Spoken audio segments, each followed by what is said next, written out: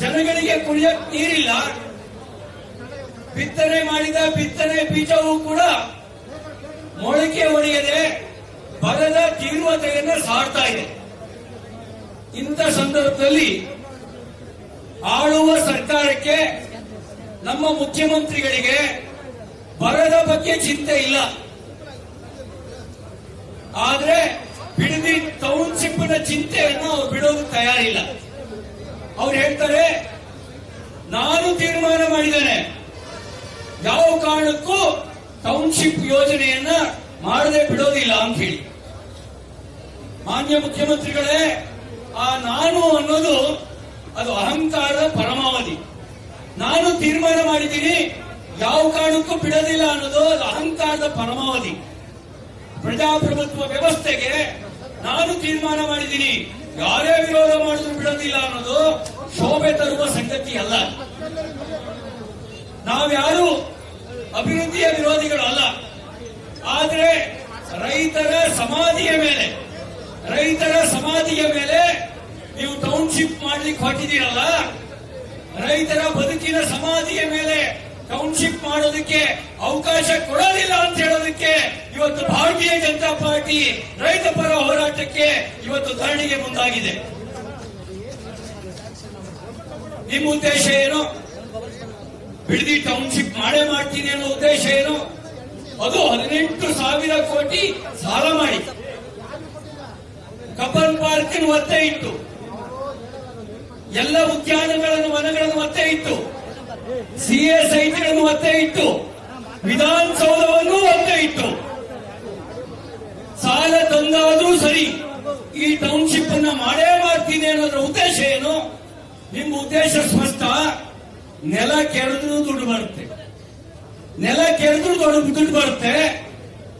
ಬರದಲ್ಲಿ ನೀವು ಅನ್ಕೊಂಡ ಬೆಳೆ ಬೆಳೆಯಕ್ ಆಗಲ್ಲ, ಆಲೂಗೆಡ್ಡೆ ಹಾಕಿ ಚಿನ್ನ ತೆಗಿಯಕ್ ಆಗಲ್ಲ.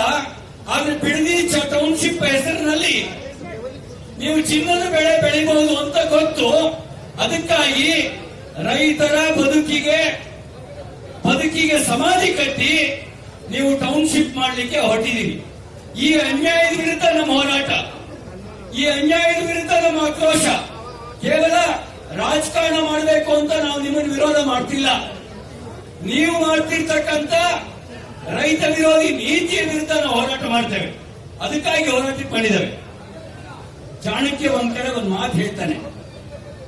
ಏನಂತ ಹೇಳ್ತಾನೆ ಅಂದ್ರೆ, ದೊರೆ ವ್ಯಾಪಾರಿ ಆದ್ರೆ ಪ್ರಜೆಗಳು ಭಿಕಾರಿ ಆಗ್ತಾರೆ ಅಂತ ಹೇಳಿ. ಬಹುಶಃ ಕರ್ನಾಟಕ ರಾಜ್ಯದ ರಾಜಕೀಯ ಸ್ಥಿತಿಗೆ ಆ ಚಾಣಕ್ಯನ ಮಾತು ಅನ್ವಯ ಆಗುತ್ತೆ. ಇವತ್ತು ನಾಡಿನ ದೊರೆ ಬರದಲ್ಲಿ ಕಂಗೆಟ್ಟಿರ್ತಕ್ಕಂಥ ರೈತರ ಕಣ್ಣೀರು ಒರೆಸಬೇಕಾದ ದೊರೆ, ಆ ದೊರೆ ಇವತ್ತು ವ್ಯಾಪಾರಿ ಆಗಿಬಿಟ್ಟಿದ್ದಾನೆ. ವ್ಯಾಪಾರಿ ಆಗಿರೋ ಕಾರಣಕ್ಕೆ ಇವತ್ತು ಪ್ರಜೆಗಳು ಭಿಕಾರಿಯಾಗುವಂತ ಪರಿಸ್ಥಿತಿ ಬಂದಿದೆ. ನಿಮ್ಮನ್ನ ಬೀದಿಗೆ ತಳ್ಳಾದ್ರೂ ಸರಿ, ನಾನು ಮಾಡಿಕೊಳ್ಳೋ ವ್ಯಾಪಾರ ಮಾಡ್ಕೊಳ್ತೀನಿ ಅನ್ನುವಂತ ಮನೋಭಾವನೆ, ಆ ಮನೋಭಾವನೆ ಇವತ್ತು ರೈತರನ್ನ ಸಂಕಷ್ಟಕ್ಕೆ ದೂಡಿದೆ. ಬಹುಶಃ ದೀರ್ಘಾವಧಿ ರಾಜಕೀಯ ಅನುಭವ ಇರ್ತಕ್ಕಂಥ, ರಾಜಕೀಯ ಏಳು ಬೀಳುಗಳನ್ನು ಹತ್ತಿರದಿಂದ ಕಂಡಿರ್ತಕ್ಕಂಥ ಮಾನ್ಯ ಮುಖ್ಯಮಂತ್ರಿ ಡಿ.ಕೆ. ಶಿವಕುಮಾರ್ ಅವರಿಗೆ ಬಿಡದಿ ಜನರ ಹೋರಾಟದ ಆಕ್ರೋಶ ನಿಮಗೆ ಅರ್ಥ ಆಗದೇ ಇದ್ರೆ ಒಂದು ಮಾತನ್ನು ಹೇಳಿಕ್ ಬಯಸ್ತೇನೆ. ರೈತರ ಬದುಕಿನ ಸಮಾಧಿಯ ಮೇಲೆ ರಾಜಕಾರಣ ಮಾಡುತ್ತೀವಿ ಅಂತ ಹೊರಟವರು ಎಲ್ಲರೂ ಕೂಡ ರಾಜಕೀಯವಾಗಿ ಸಮಾಧಿಯಾಗಿದ್ದಾರೆ. ರೈತರ ಬದುಕಿನ ಸಮಾಧಿಯ ಮೇಲೆ ರಾಜಕಾರಣ ಮಾಡ್ತೀವಿ ಅಂತ ಹೊರಟ ಎಲ್ಲರೂ ಕೂಡ ರಾಜಕೀಯವಾಗಿ ಸಮಾಧಿಯಾಗಿದ್ದಾರೆ. ನೀವು ಮತ್ತು ನಿಮ್ಮ ಪಕ್ಷ ರೈತರ ಬದುಕಿಗೆ ಸಮಾಧಿ ಕಟ್ಟಲಿಕ್ಕೆ ಹೊರಟ್ರೆ ಅದೇ ರೈತರು ನಿಮಗೂ ಕೂಡ ನಿಮ್ಮ ಪಕ್ಷಕ್ಕೂ ಕೂಡ ರಾಜಕೀಯವಾಗಿ ಸಮಾಧಿ ಕಟ್ಟುವ ದಿನ ದೂರ ಇಲ್ಲ ಅಂತಕ್ಕಂಥ ಎಚ್ಚರಿಕೆ ಮಾತನ್ನು ಹೇಳಿಕ್ ಬಯಸ್ತಾರೆ. ನಿಮಗೆ ಮತ್ತು ನಿಮ್ಮ ಪಕ್ಷಕ್ಕೆ ರೈತರು ರಾಜಕೀಯವಾಗಿ ಸಮಾಧಿ ಕಟ್ಟುವ ದಿನ ದೂರ ಇಲ್ಲ ಅಂತಕ್ಕಂಥ ಎಚ್ಚರಿಕೆ ಮಾತನ್ನ ಮತ್ತೊಮ್ಮೆ ನಾನು ಪುನರುಚ್ಚಾರ ಮಾಡ್ಲಿಕ್ಕೆ ಬಯಸ್ತೇನೆ. ನಿಮಗೆ ಬಹುಶಃ ಅರ್ಥ ಆಗಿರ್ಬೇಕು. ಇತ್ತೀಚೆಗೆ ನೀವು ಅಧಿಕಾರಿಗಳನ್ನು ಕಳಿಸಿದ್ರಿ. ನಮ್ಮ ತಾಯಿಯಂದಿರು ಅಧಿಕಾರಿಗಳಿಗೆ ಪೊರಕೆ ಸೇವೆ ಮಾಡಿದ್ರು. ಯಾವ ಸೇವೆ ಮಾಡಿದ್ರು? ಹೊರಕೆ ಸೇವೆ ಮಾಡಿದ್ರು. ನಿನ್ನೆ ಒನಕೆ ಪೂಜೆ ಮಾಡಿದ್ದಾರೆ. ನಿನ್ನೆ ಬಿಡದಿಯಲ್ಲಿ ಒನಕೆ ಪೂಜೆ ಮಾಡಿದ್ದಾರೆ. ಹೊರಕೆ ಸೇವೆಯ ರುಚಿಯನ್ನ ನಿಮ್ಮ ಸರ್ಕಾರ ಅರ್ಥ ಮಾಡಿಕೊಳ್ಳದೆ ಇದ್ರೆ ಒನಕೆ ಸೇವೆ ಆದ್ರೆ ಏನಾದೀತು ಅನ್ನೋದ್ರ ಎಚ್ಚರ ನಿಮ್ಗಿರ್ಲಿ. ಪೊಲೀಸರ ಮೂಲಕ ಕೆಲವರನ್ನ ಎದುರಿಸಬಹುದು, ಇಡೀ ರೈತ ಸಮೂಹವನ್ನು ಎದುರಿಸಕ್ ಆಗಲ್ಲ. ನವಲಗುಂದ ನರಗುಂದ ಗೋಲಿಬಾರ್ ಆಯ್ತು, ರೈತರು ಗುಂಡಿಗೆ ಎದೆ ಕೊಟ್ಟರು, ಬೆನ್ ತೋರಿಸಿ ಓಡೋಗ್ಲಿಲ್ಲ. ಪರಿಣಾಮ ಏನಾಯ್ತು? 83ರಲ್ಲಿ ಚುನಾವಣೆ ನಡೆದಾಗ ಅವತ್ತಿನ ರೈತ ವಿರೋಧಿ ಸರ್ಕಾರ ಮತ್ತೆ ಬರಲಿಕ್ಕೆ ಸಾಧ್ಯ ಆಗಲಿಲ್ಲ. ಅದೇ ತರ ನೀವು ಮಾಡ್ಲಿಕ್ಕೆ ಹೊರಟ್ರೆ ನೀವು ಮತ್ತು ನಿಮ್ಮ ಸರ್ಕಾರ ರಾಜಕೀಯವಾಗಿ ಸಮಾಧಿಯಾಗೋದು ಖಂಡಿತ. ಅದಕ್ಕಾಗಿ ನಾನು ಎಚ್ಚರಿಕೆಯಿಂದ ಈ ಮಾತನ್ನು ಹೇಳಲಿಕ್ಕೆ ಬಯಸ್ತಾ ಇದ್ದೀನಿ. ರೈತರ ಬದುಕಿಗೆ ಸಮಾಧಿ ಕಟ್ಟುವ ದುಸ್ಸಾಹಸಕ್ಕೆ ಕೈ ಹಾಕಬೇಡಿ. ರೈತರ ಬದುಕಿಗೆ ಸಮಾಧಿ ಕಟ್ಟುವ ದುಸ್ಸಾಹಸಕ್ಕೆ ಕೈ ಹಾಕಬೇಡಿ.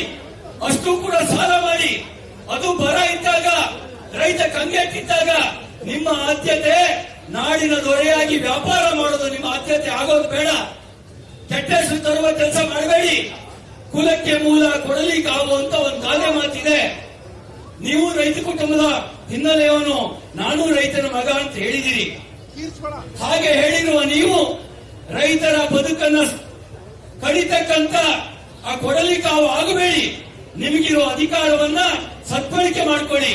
ನಿಮಗಿರೋ ಬದುಕ ಅಧಿಕಾರವನ್ನ ಬರದಿಂದ ಕಂಗೆಟ್ಟಿರ್ತಕ್ಕಂಥ ಜನ ಜಾನುವಾರುಗಳ ರಕ್ಷಣೆಗೆ ಉಪಯೋಗಿಸಿ, ಅವರ ಕಣ್ಣೀರನ್ನು ಒರೆಸೋದಕ್ಕೆ ಉಪಯೋಗಿಸಿ.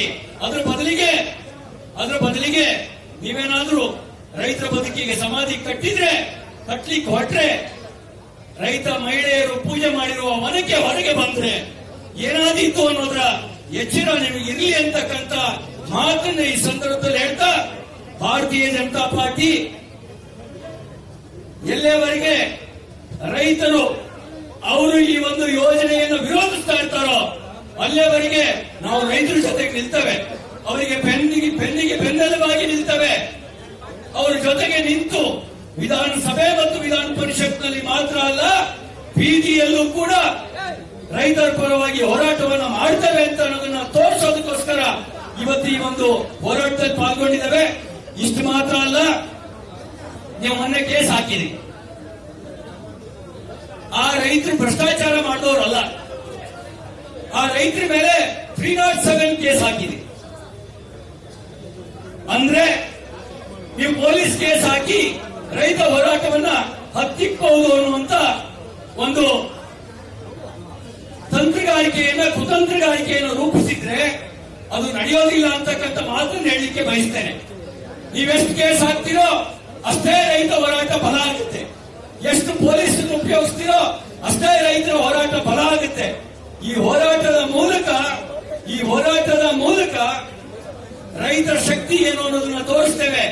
ನಿಮ್ಮ ಅಧಿಕಾರದ ಶಕ್ತಿಯನ್ನ ರೈತ ಶಕ್ತಿಯ ಮೇಲೆ ಪ್ರಯೋಗ ಮಾಡಲಿಕ್ಕೆ ಬರಬೇಡಿ. ನಿಮ್ಮ ಅಧಿಕಾರದ ಶಕ್ತಿಯನ್ನ ರೈತ ಶಕ್ತಿಯ ಮೇಲೆ ಪ್ರಯೋಗ ಮಾಡಲಿಕ್ಕೆ ಬರಬೇಡಿ. ನಿಮ್ ಸರ್ಕಾರಕ್ಕೆ ನಾಚಿಕೆ ಆಗಬೇಕು. ಒಂದ್ ಕಡೆ ಪೊಲೀಸ್ ಠಾಣೆ ಮೇಲೆ ದಾಳಿ ಮಾಡಿದವ್ರನ್ನ, ಪೊಲೀಸ್ ಠಾಣೆಗೆ ಬೆಂಕಿ ಹಾಕಿದವ್ರನ್ನ, ಅಮಾಯಕರ ಆಸ್ತಿ ಪಾಸ್ತಿಯನ್ನ ಬೆಂಕಿ ಹಚ್ಚಿ ನಾಶ ಮಾಡಿದವ್ರನ್ನ, ಆ ಮತಾಂತರ ಕೇಸನ್ನು ವಾಪಸ್ ತೆಗಿತೀರಿ. ಇನ್ನೊಂದು ಕಡೆನಲ್ಲಿ ನಮ್ಮ ಭೂಮಿ ನಮ್ಮ ಹಕ್ಕು, ನಮ್ಮ ಬದುಕನ್ನು ಕಿತ್ಕೊಳ್ಳಕ್ ಬಿಡಲ್ಲ ಅನ್ನುವಂತ ಹೋರಾಟ ಮಾಡ್ತಕ್ಕಂಥ ರೈತರನ್ನ 307 ಹಾಕಿ ಜೈಲಿಗೆ ಕಳಿಸುವಂತ ಕೆಲಸ ಮಾಡ್ತೀರಿ. ನಾಚಿಕೆ ಆಗಬೇಕು ನಿಮ್ಮ ಈ ಸರ್ಕಾರದ ನೀತಿಗೆ, ನಾಚಿಕೆ ಆಗಬೇಕು ನಿಮ್ಮ ರೈತ ವಿರೋಧಿ ನೀತಿಗೆ. ಈ ನೀತಿಯನ್ನು ವಿರೋಧಿಸಿ ನಮ್ಮ ಹೋರಾಟವನ್ನ ಮುಂದುವರಿಸ್ತೇವೆ ಅಂತಕ್ಕಂಥ ಮಾತನ್ನು ಈ ಸಂದರ್ಭದಲ್ಲಿ ಹೇಳಿ ನನ್ನ ಮಾತನ್ನು ಮುಗಿಸ್ತೇನೆ. ಭಾರತ್ ಮಾತಾ ಕಿ.